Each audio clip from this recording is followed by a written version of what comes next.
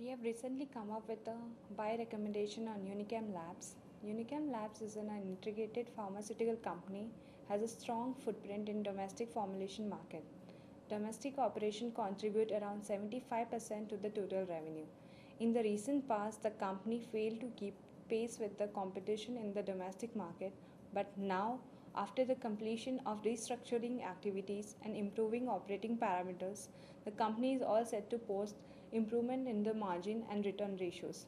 We believe the rough phase for ULL is set to over soon.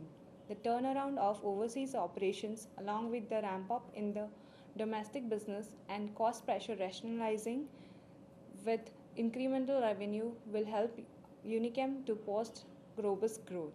Unichem's 4 brands feature among the top 300 Indian pharmaceutical brands, out of which 2 brands are in the top 100 category.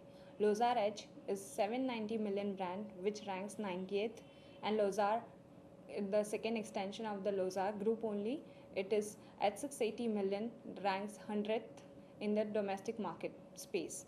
Top 10 brands contribute nearly 50% of the company's domestic revenue. Domestic business will drive long-term growth on leveraging on brands. Additionally, companies also gradually covering developed markets to leverage upon its R&D and manufacturing capabilities. Unichem has presence in Europe through its 100% subsidiary called Niche Generics, having 33 products registered in the portfolio. It has direct sales operation in UK and Ireland and is exploring other opportunities like Australia, SA and Canada. We expect this venture to add meaningful contribution to EPS by FY14. In the US, the company has filed around 29 ANDAs till date and has 15 approved, of which 9 have been already launched. We expect 2-3 filings every quarter. CRAMS business would also prove to be interesting opportunity for ULL. We expect revenues to register around 15% CAGR over FY13 to 15 and margins to expand to 15% from current level of around 14%.